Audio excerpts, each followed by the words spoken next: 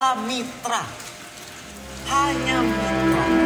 Hubungannya adalah mitra. Subscribe lagi kita sama anak Family Channel.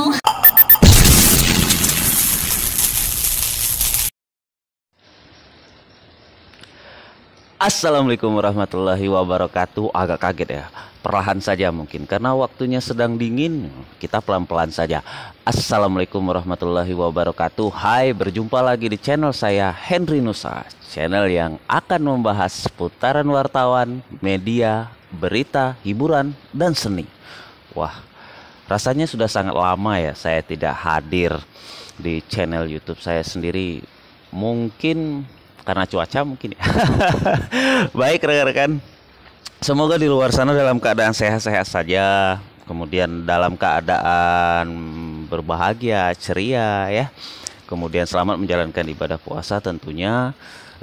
Bagi saudara-saudara saya sesama muslim, selamat menjalankan ibadah puasa, semoga lancar, semoga ibadahnya maknyus ya. Ibadahnya full hingga akhir dan nanti sampai di hari raya Idul Fitri. Nah, hari ini saya ingin membahas apa nih ya? Sudah begitu lama saya tidak hadir di YouTube ya secara langsung seperti ini, misalkan hanya beberapa postingan saja. Nah, kali ini saya agak sedikit tersentil dengan satu peristiwa yang begitu menghebohkan beberapa waktu yang lalu ya. Begitu menghebohkan, yaitu saya tidak akan menyebut nama kabupatennya, nama wilayahnya gitu ya, tapi sesuatu yang sangat menghebohkan. Ada kata-kata dugem ya, dunia gemerlap gitu ya. Dunia gemerlap itu menurut pengertian beberapa pihak saja ya. Sebenarnya kalau bicara kita makna kata dugem banyak ya. Dugem bisa saja mungkin duduk gembira gitu ya, bisa dunia gembel, bisa apa ya, bisa apa lagi ya kalau dugem ya, dunia gemericik gitu ya, banyak gitu ya. Karena dalam pengertian bahasa Indonesia sendiri itu non standar, tidak ada ya. Oke lah, kita terlepas dari hal semua itu ya, karena kan ini terkaitan dengan pelajar gitu. Jadi rame begitu, rame dan ramai di mana-mana dibicarakan gitu ya. Pemberitaan media-media besar di cyber, media-media cyber yang besar itu memberitakan terkait hal tersebut. Nah, yang jadi menarik bagi saya tidak membahas dugemnya gitu. Saya tidak membahas siswa yang sedang seperti apa di situ ya, terserah lah ya seperti apanya, karena sudah ada hal-hal yang lain gitu ya. Saya ingin membahas gitu perkembangan terbaru. Perkembangan terbarunya adalah baru tadi malam saya menerima suatu rilisan pemberitaan gitu ya. Saya baca dengan perlahan, saya lihat dengan teliti gitu ya, dengan pelan, dengan tarik napas. Rekan-rekan juga jangan lupa tarik napas dulu, jangan lupa bahagia dan tersenyum ya. Jadi saya tidak akan menyebut nama kabupaten di sini dan tidak menyebut pihak mananya. Cuman ada kalimat yang menarik gitu ya. Kalimat menarik di sini ada kata-kata begini. Yang pertama adalah ada pihak yang menginginkan agar media melakukan klarifikasi tentang pemberitaan yang dengan judul dugem gitu ya, dengan menjustis. Kalau saya sekarang ini dalam posisinya adalah orang media, saya akan tidak mau gitu. Saya klarifikasi apa yang harus saya klarifikasi gitu ya. Sementara kalau posisinya ada poin-poin yang mendukung sana, menyerupai gitu, memang mungkin di sana tidak ada minuman yang berbau keras, kemudian tidak ada perempuan penghibur misalkan, tidak ada sesuatu, tapi dengan iringan musiknya, dengan lampu-lampunya itu sudah mendekati, menyerupai. Ada pemberitaan yang saya baca misal ala dugem gitu ya, atau dugem dalam tanda kutipnya, kemudian macam-macam ya kata-kata yang disampaikan atau judul yang diberikan oleh rekan-rekan media gitu, macam-macam. Nah, bagi pihak mana saja yang merasa dirugikan dengan pemberitaan apapun itu, Anda salah kalau minta klarifikasi dengan wartawannya. Yang benar adalah Anda laporkan ke Dewan Pers. Webnya Dewan Pers itu, lamannya Dewan Pers itu dipermudah, sangat mudah memberikan laporan di sana. Laporkan berita mana. Ada 100 media laporkan. Akan diselesaikan nanti oleh Dewan Pers. Pihak-pihak mana yang merasa dirugikan, pihak-pihak mana yang tidak berkenan dengan pemberitaan itu, maka akan dipanggil oleh Dewan Pers. Termasuk Anda yang melaporkan. Nah, nanti akan dicari solusinya di sana. Seperti apa? Itu ada hak jawab namanya, ada hak koreksi, ada ralat di dalam media cyber. Jadi saya berharap pihak-pihak tertentu jangan berbicara hanya wartawannya saja, ada perusahaan medianya gitu ya. Kalau kita memanggil wartawannya, meminta klarifikasi wartawannya, loh, dia hanya penulis, dia hanya memberitakan, tapi ada redaksi, ada proses apa ya namanya ya, proses penyaringan pemberitaan hingga dia publish. Jadi ada redaksinya. Jadi laporkan ke Dewan Pers. Mengapa harus menjadi seru ya, sebegitu serunya ini hingga harus meminta klarifikasi wartawan yang bersangkutan, meminta klarifikasi oknum wartawan. Di sini saya kurang berkenan kata-kata itu ya, karena sudah ada tata caranya dalam melaporkan pemberitaan gitu. Dan berita-berita yang disampaikan semua juga ada sumber. Oke, mungkin pemilihan katanya. Mengapa harus ada kata dugem gitu ya? Mengapa tidak ada kata yang lain? Apa beda aja dengan kata pesta? Mungkin karena pesta banyak contoh gitu. Tapi kalau dugem jelas itu langsung ke dunia malam gitu. Jelas itu langsung begini. Itu kan kata kita. Karena pengertian dugem sini udah banyak, kita bisa mengartikan banyak gitu kan. Saya bagian itu is okay lah. Saya sarankan saja semua pihak ya, kalau merasa pemberitaan itu memang tidak berkenan Anda dan merasa dirugikan, kabupatennya jika perlu merasa dirugikan, ya laporkan ke Dewan Pers media itu. Simple gitu ya. Simple sekali.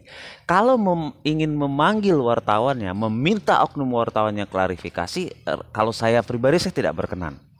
Saya wartawan baru ya, saya baru belajar juga nulis, tapi saya tidak berkenan kalau mengapa harus memanggil wartawannya untuk klarifikasi.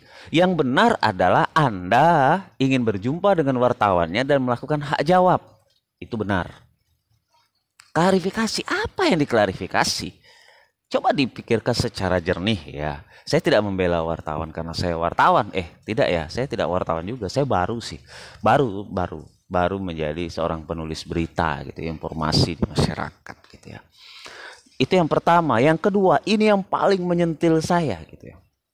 Saya tidak akan menyebut apanya, tapi saya hanya menyebut kalimat. Mudah-mudahan rilis yang dikirimkan ini benar-benar apa yang dikatakan oleh yang bersangkutan gitu ya. Ada kata-katanya begini ya.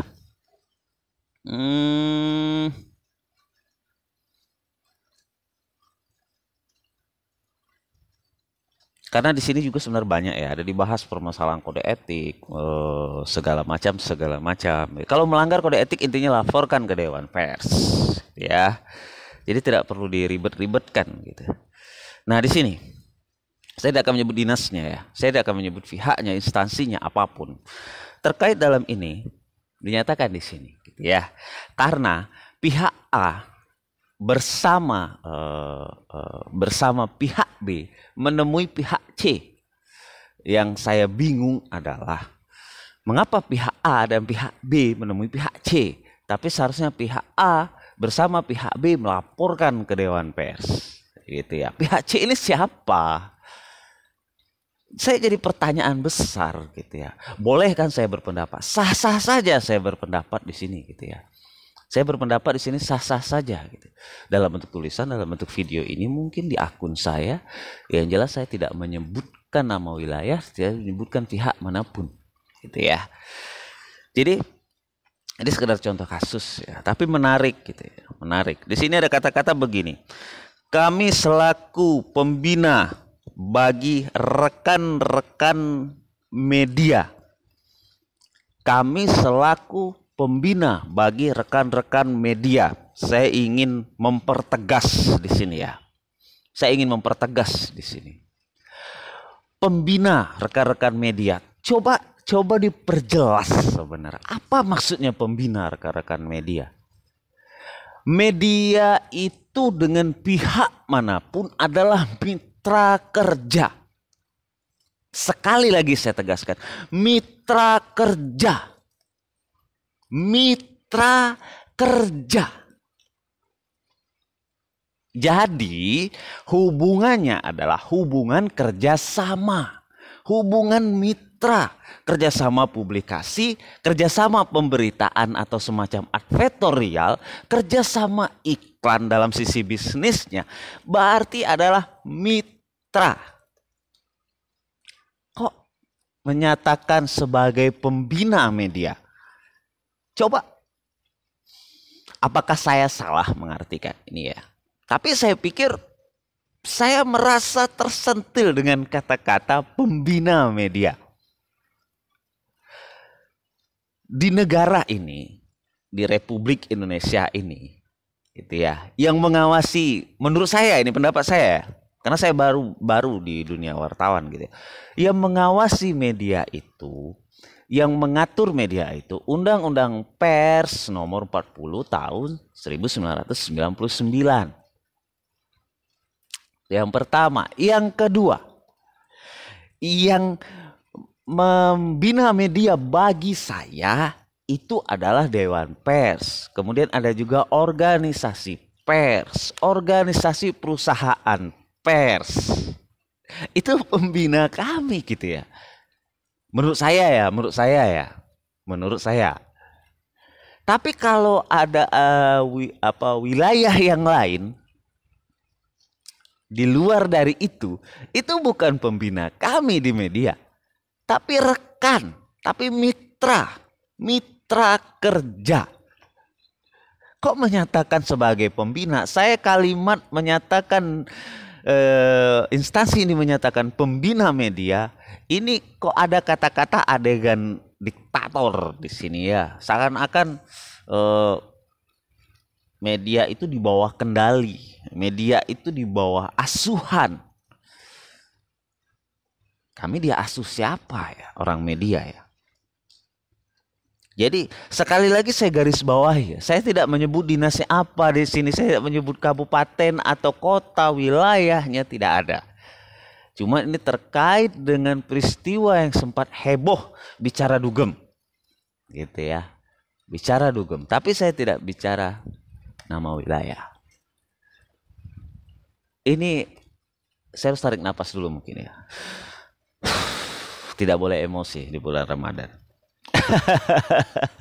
Harus dibawa ketawa. Cuman saya sedih rasanya. Ada kata-kata kami selaku pembina bagi rekan-rekan media.